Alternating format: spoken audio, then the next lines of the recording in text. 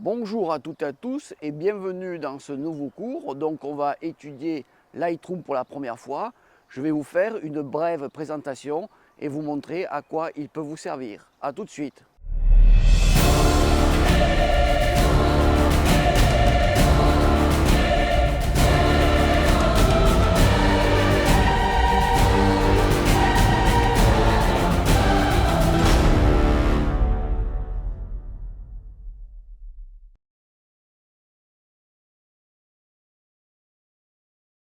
Alors regardons Lightroom. Donc vous avez sans doute ouvert Lightroom, il vous a demandé de créer un nouveau catalogue. Ce catalogue est une base de données, il va y avoir toutes les informations dans ce catalogue, par exemple les notes, vos développements, etc. Attention, il n'y aura pas dans ce catalogue vos images. Quand il vous sera proposé de sauvegarder, il faudra également sauvegarder à part vos photographies. Bon, dans tous les cas, on verra dans d'autres vidéos beaucoup plus de fonctions, de paramètres avancés pour que vous puissiez vraiment faire le tour du logiciel. Faisons maintenant un aperçu rapide sur Lightroom. Vous aurez sans doute marqué qu'il faut commencer par importer, mais on va regarder en haut les modules. Dans le module bibliothèque, vous pourrez classer vos photographies, mettre des notes, des libellés, par exemple à vérifier, à imprimer, etc. Vous pourrez mettre des mots-clés et éventuellement d'autres choses. Cela vous permettra de faire plus tard des recherches de manière très rapide. Votre catalogue pourra contenir des milliers, des dizaines de milliers de photographies. Et quand vous aurez bien rangé les choses, vous les retrouverez instantanément. Tout ceci, c'est un des points forts de Lightroom. Ensuite, nous avons ici le module développement. Ce module développement, ça correspond au module du plugin de Photoshop Camera Raw. On fait à peu près les mêmes choses, il y a quelques petites différences. On en parlera dans d'autres vidéos. Dans le module développement, vous allez, comme son nom l'indique, développer, traiter vos photos, corriger par exemple la balance des blancs, surtout si vous êtes en RAW. Et donc je vais faire un petit aparté maintenant. Il est vraiment utile que vous preniez des photos en RAW. RAW, ça veut dire brut. Ce sont des négatifs numériques. Ces négatifs numériques ne sont pas des images. Il faut les développer pour qu'elles deviennent des images. C'est un format brut, ce n'est pas du JPEG. Et là, vous avez une amplitude de développement qui est bien supérieur à ce que vous pouvez faire dans un format comme le JPEG, qui est un format compressé et qui a détruit les données. On le verra aussi dans d'autres vidéos. Ensuite, ici, on a le module carte. Si vous avez un boîtier qui fait de la géolocalisation de vos photographies, vous les verrez sur la carte qui sera proposée. Vous pourrez éventuellement, si vous n'avez pas le module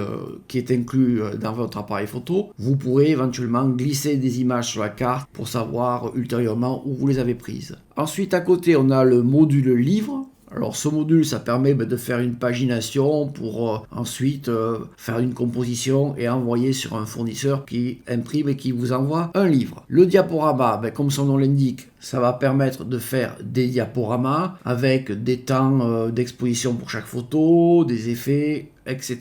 On va passer maintenant au module impression. Le module impression, ça permet d'envoyer votre photographie sur une imprimante. Vous avez pas mal de paramètres, les marges, colorimétrie relative, perceptive, c'est pas mal, mais bon, Photoshop, ça fait bien mieux. On verra aussi dans d'autres vidéos comment on peut faire l'un et l'autre, Lightroom ou Photoshop. Ensuite, le web. Vous pouvez créer un mini site internet. Il vous demandera des accès pour accéder et téléverser vos images sur ce site avec des menus avant, arrière, page 1, page 2, etc., etc.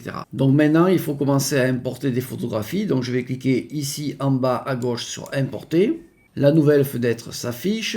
Là, il m'a sélectionné donc le lecteur G de ma carte SD. Ça veut dire que quand on regarde en haut, alors là, il y a marqué source. En haut, il y a marqué 2. Alors, d'où on va les prendre et là, où on va les mettre. Vous laissez ici copier pour débuter, c'est-à-dire qu'il n'y a pas de photographie sur votre disque de travail et on va les dupliquer de la source vers la destination. Pour l'instant, ne regardez pas. Alors, on peut regarder rapidement. Juste que vous ayez standard, ne pas importer les doublons. On va en rester là. Là, on s'en occupe pas. Là, on s'en occupe pas. On débute et on regarde en destination. Et donc, on va trier, on va s'organiser par date. Alors moi, j'ai beaucoup de disques et pour cet exercice, je vais faire quelque chose de classique. Je vais utiliser le lecteur C. Et là, il y a donc des dossiers avec un plus. C'est-à-dire que dans mon lecteur C, il va créer avec le plus ici, il va créer 2 dossiers par date. Je vais choisir moi le format avec des tirets, donc c'est-à-dire jour, mois, année, mais je veux encore mieux que ça, le trier aussi année par année. Moi, c'est ce que je vous conseille vivement. Donc je vais cliquer là et vous voyez, là il vient de s'adapter et donc il a créé sur le disque un répertoire 2024 et dans ce répertoire des dates journalières. Pour faire encore mieux, on va aller dans utilisateur. Dans utilisateur, je vais choisir donc le dossier formation, j'ouvre et ici donc je vais aller dans images.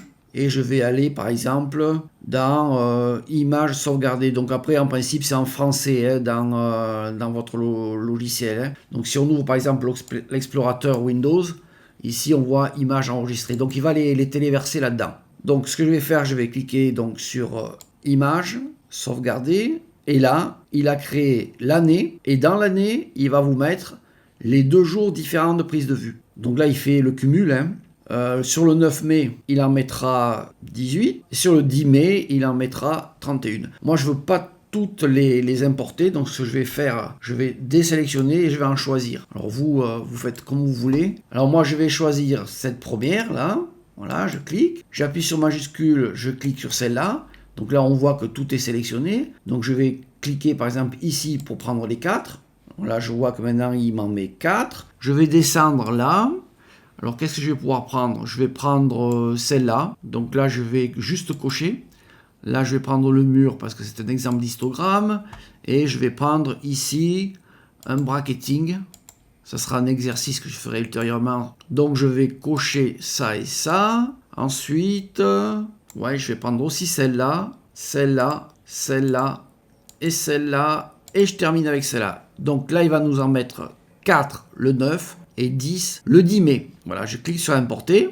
Donc maintenant ici, on voit qu'il copie, qu'il importe dans le catalogue. Et là, il nous demande est-ce qu'on veut activer la recherche d'adresse. Donc ça, quand on a des modules GPS, ça peut être intéressant. Il va le faire automatiquement et puis il va le mettre ici dans le module carte. Alors moi, bon, j'ai un module GPS sur ce boîtier, je vais l'activer. Vous le faites comme vous voulez, vous lisez bien ce qu'il y a écrit. Je clique sur activer. Donc là maintenant, il m'indique qu'il est en train de les importer. Il a éjecté la carte et qu'il crée les aperçus standards. Voilà, il va terminer. On voit qu'il y en a qui sont géotagués, il y en a apparemment où le capteur n'a pas eu le temps, il s'est mis soit en mode veille, soit il a été arrêté, j'ai pris la photo très vite, il n'a pas eu le temps de la géotaguer. Et donc, qu'est-ce qu'on peut dire? On peut dire que maintenant, on va pouvoir travailler dans les prochaines vidéos. Vous avez vu donc comment lancer le catalogue de Lightroom pour la première fois et comment importer les photographies. Ce que je vous dis, c'est qu'on va faire maintenant des cours toujours de débutants. Il y aura des cours intermédiaires avancés. Je vais maintenant passer en revue les choses essentielles à retenir. Si vous avez aimé cette vidéo, je vous invite à vous abonner, à me mettre un commentaire, à activer la cloche